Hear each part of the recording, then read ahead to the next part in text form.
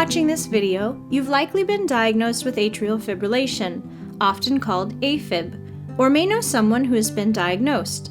You have taken the right next step by choosing to learn more about this common condition, including its causes, risk factors, symptoms, and treatment options, including catheter ablation. AFib can be a very scary disease, so it's important to learn all the facts and treat it early. What is AFib? AFib is the most common type of heart arrhythmia affecting over 5.5 million people in the United States. It is an irregular and often fast heartbeat that results in an uncoordinated contraction of the top two chambers of the heart. The heart is a muscle composed of 4 chambers, 2 upper chambers called the atria and 2 lower chambers called the ventricles, each occupying both the right and left side of the heart. The heart has an electrical system that coordinates the work of the heart chambers, or heart rhythm, and controls the frequency of beats, known as heart rate. AFib is a condition that interrupts the normal flow of the electrical system, which is typically reflected on an EKG.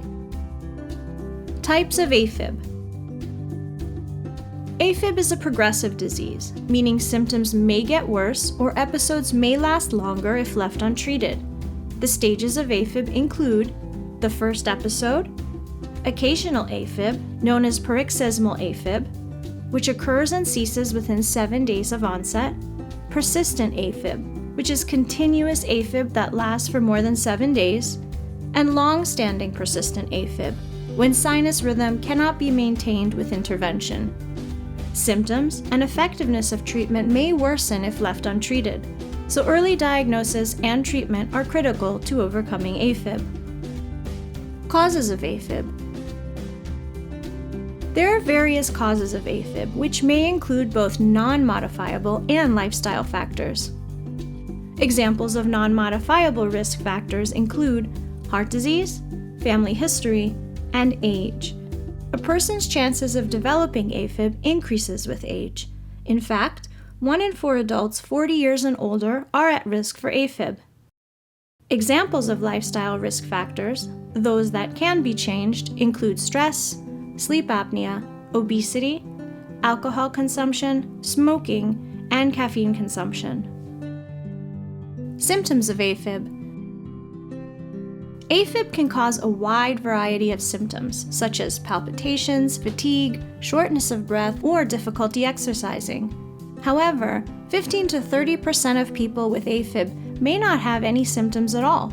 This is known as silent AFib. How is AFib diagnosed? After reviewing your health history and conducting a physical exam, the following tests may be performed to diagnose AFib. The standard test doctors use to diagnose AFib is an EKG, or electrocardiogram. This test uses painless electrodes placed on your chest that detect the electric currents that your heart uses to generate the rhythmic, muscular contractions that pump blood through its chambers and out to your body. If AFib isn't detected during an EKG, which generally lasts only a few minutes, you may need to wear a portable EKG monitor to get an accurate evaluation of your heart function over several days, weeks, or months. There are 2 types of portable EKG devices: Holter monitors, which are used in instances where symptoms generally occur on a daily basis, and event monitors, which are used when symptoms are less frequent or predictable. A standard stress test shows changes in your heart's electrical activity. This type of test is helpful to diagnose forms of AFib that occur mainly or frequently during times of increased physical activity, or your doctor may be interested in seeing how your heart functions under stress and how your AFib symptoms are affected by physical activity. Why is it important to treat AFib? AFib is a progressive disease, with 1 in 5 patients progressing from occasional, also known as paroxysmal AFib, to persistent AFib in 1 year.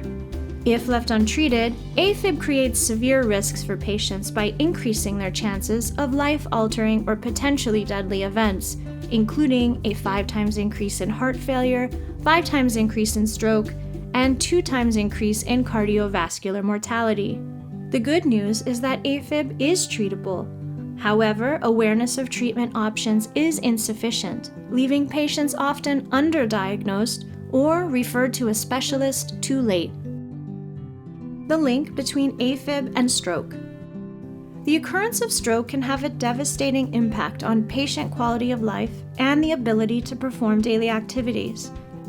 Stroke can cause significant impairment in physical, psychological, and social function, and can reduce a patient's ability to carry out routine activities. Medication treatment. Medications can be an effective treatment for some AFib patients and may include AFib rate control heart medications such as calcium channel blockers, which interrupt the movement of calcium into your heart and blood vessel tissues to slow your heart rate, and beta blockers, which slow your heart rate, relax your blood vessels, and make it easier for your heart to pump blood. AFib rhythm control heart medications, such as sodium channel blockers, which slow the electrical conductivity of your heart to improve rhythmic problems. Antiarrhythmic medications, which work to restore and/or maintain normal sinus rhythm. Blood thinners, anticoagulant medication, which reduces the risk of blood clots and stroke. Medications may cause unwanted side effects and may not work for everyone. In fact, 50% of AFib patients do not tolerate medications or still suffer from symptoms despite being on medication. Cardioversion treatment. A cardioversion is a controlled, low-dose shock to the heart to convert abnormal rhythm to sinus rhythm. It is typically performed under sedation in a hospital setting such as an emergency room, intensive care unit, recovery room, special procedure room, or electrophysiology lab. Often, your AFib may return after a cardioversion. Catheter ablation. Catheter ablation is recommended by the American College of Cardiology, the Heart Rhythm Society, and the American Heart Association for patients when medication proves to be unsuccessful. Catheter ablation is a minimally invasive procedure that involves the insertion of a catheter through a small incision in the groin, where it is then weaved up to the heart through a blood vessel in the leg. The procedure is performed by a heart rhythm specialist called an electrophysiologist, or EP. An EP is a cardiologist or heart doctor who has specialized training in diagnosing and treating heart arrhythmias. Your primary care physician or cardiologist can refer you to an EP. Once the catheter reaches the upper left chamber of the heart, we create a map of your heart to identify the location of the abnormal electrical signal that is causing your arrhythmia. The mapping catheter has a tiny electromagnetic sensor in its tip that communicates with a 3D electroanatomical mapping and ablation system to create a picture of your heart. The resulting map gives your EP detailed information about how your heart looks and where the electrical circuit is broken. This map guides the controlled application of contact force therapy around the openings of the pulmonary veins. This advanced technology enables doctors to precisely and accurately control how much pressure they're applying against the heart wall to ensure optimal outcomes. The lesions that are created work to isolate and prevent the abnormal electrical signals originating from those pulmonary veins from reaching the rest of the heart. The catheter is then removed and a small bandage is applied to the area where it was inserted. Patients are typically out of the hospital the next day and can resume normal activities within 3 to 5 days.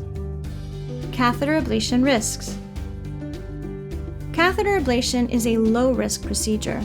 As with any procedure, there are risks which include bleeding, swelling, or bruising at the catheter insertion site.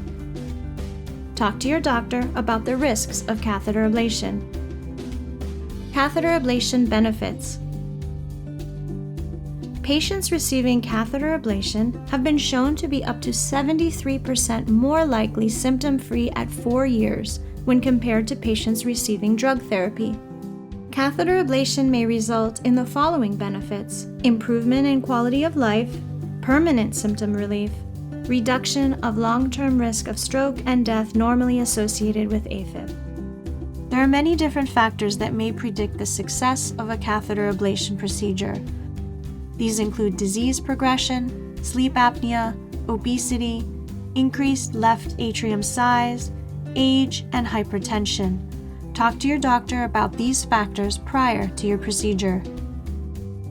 To make an appointment with a heart rhythm specialist, visit www.getsmartaboutafib.com and click the Find a Doctor icon.